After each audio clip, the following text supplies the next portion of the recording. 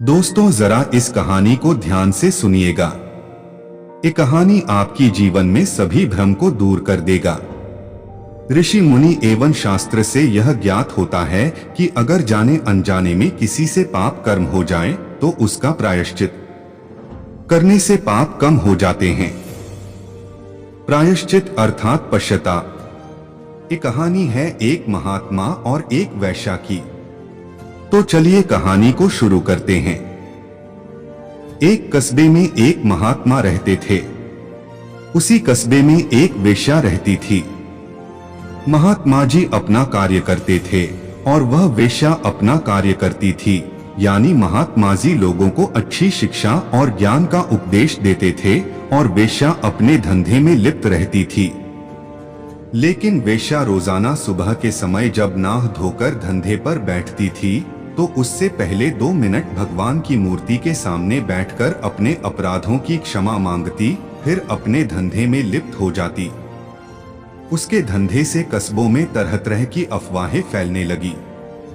तब एक दिन महात्मा ने उसे अपने आश्रम पर बुलाया और समझाया कि यह तुम गलत कार्य कर रही हो, इसमें तुम्हें बहुत भारी पाप लग रहा है, इसलिए तुम यह गलत धंधा छोड़ दो। वेश्या ने कहा, महात्मा जी, अगर मैं अपना धंधा छोड़ दूंगी तो भूखी मर जाऊंगी।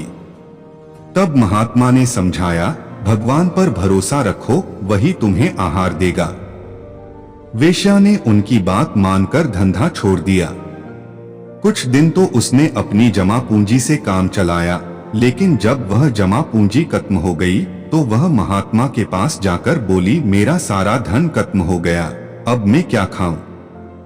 तब महात्मा ने कहा, भगवान पर भरोसा रखो, वह तुम्हें आहार जरूर देगा।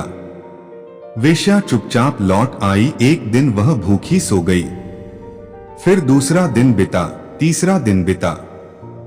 जब उससे भूख बर्दाश्त नहीं हुई तो वह पहले की भांति अपने धंधे में लिप्त हो गई और वही क्रिया दोहराने लगी, अर्थात भगवान की मूर्ति के सामने 2 मिनट प्रायश्चित करती, फिर अपने धंधे में लग जाती। संयोग ऐसा हुआ कि कुछ दिन बाद महात्मा का देहांत हो गया और उसी दिन वेश्या भी मर गई। वैदिक धर्म की मान्यता के अनुसार दोनों की आत्मा उनके शरीर से निकलकर यमराज के दरबार में गई।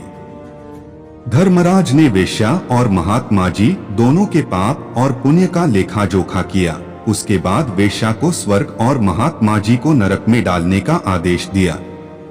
महात्मा जी ने यमराज से कहा, हे अधर्मराज, आपके दरबार में अन्याय हो रहा है।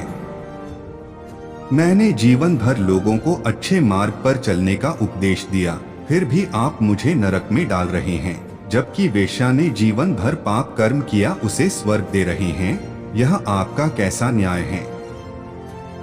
तब यमराज ने महात्मा से कहा, हम धर्मराज, हमारे दरबार में कभी अन्याय नहीं होता।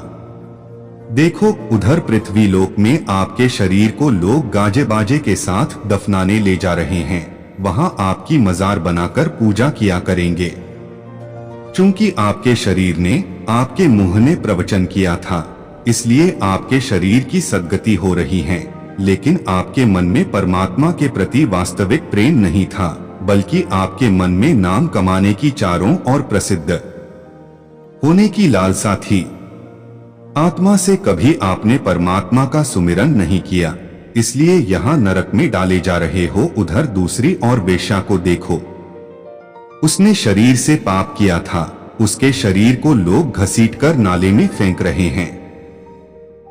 उसके शरीर की चील कौवे खाएंगे, लेकिन वह धंधे पर बैठने से पहले 2 मिनट ही सही, किंतु सच्चे मन से भगवान की मूर्ति के सामने बैठकर अपने पापों का प्रायश्चित करती थी, इसलिए उसकी आत्मा को स्वर्ग प्राप्त हो रहा है।